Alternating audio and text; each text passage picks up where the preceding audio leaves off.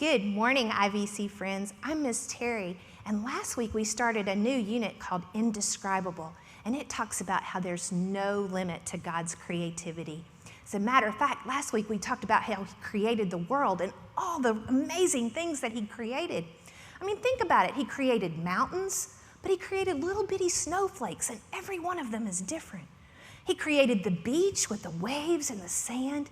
He created the sunrise and the sunset, and the moon and the stars. He created peacocks. I mean, how much more colorful can you get than that? But He also created hippopotamuses and giraffes. Now that's pretty creative. And when He created all of these things, He looked at them and He said, "This is good." But the very last thing that He created was a human. And when He saw the human, He said, "This is very good." You see, humans are His masterpiece. In Ephesians 2:10, it says, "For we are God's masterpiece. He created us anew in Christ Jesus so we can do the good things He planned for us long ago." He created us to be a masterpiece. Now let's think about some of these masterpieces. There's David in the Bible. He was a big king, but before he was a big, strong, mighty warrior king, he was just a shepherd boy. Samuel went to Jesse's house because God said, "Go to Jesse's house and you're going to anoint the next king of Israel." So Samuel goes to Jesse's house and he says, "Bring me your sons." So Jesse brings out his oldest son, and he's real tall and strong and good looking, and Samuel thinks, "This is it. This is the next king. He's the one I'm going to anoint."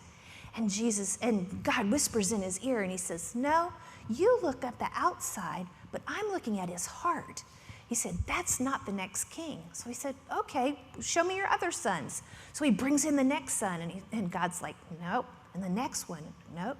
And he brings in all of his sons, and God's like, "No." And Samuel's like, "Jesse, do you have any more sons?" And he said, just the youngest boy. He's a shepherd out in the fields." And he said, "Well, send for him." So they send for David, who is out watching the sheep, and they bring him in. And God says, "That's him. That's my next king." And so Samuel anoints him to be the next king because God could see the masterpiece that He had created in David. And then there's Peter. We've talked about him recently. You know, Peter was a fisherman. And in some places in the New Testament, it says he was an uneducated man. So that means he hadn't spent his life studying Hebrew or studying the scriptures. He was a fisherman. He'd spent his life studying fish. But Jesus looked at him and said, "Peter, you are the rock on which I'll build my church." He could see the masterpiece that was in Peter. And that's what He sees in each one of us. But each one of us is different. Our creativity is different from another person's creativity. Like, say, Hannah or Alice. When they're being creative, they might draw a picture, and it's a really amazing picture. But then you might look at Caleb, and his creativity might be building something with Legos, and he designs it and builds it, and it's very creative and amazing. Then there's Garrett. Now, creativity for Garrett, it might look like this amazing soccer move that ends in the perfect goal. But his sister Lana, her creativity, it might be a beautiful routine on a balance beam or on the bars. Then there's Jamie. Jamie loves to hug, and he used his creativity to create hug vouchers so he could still tell people how much he loved them even though he couldn't hug them. Yeah, creativity looks different in every person. You know, I think about Allie. In Allie, I see creativity when she dances during worship. She's so creative in that.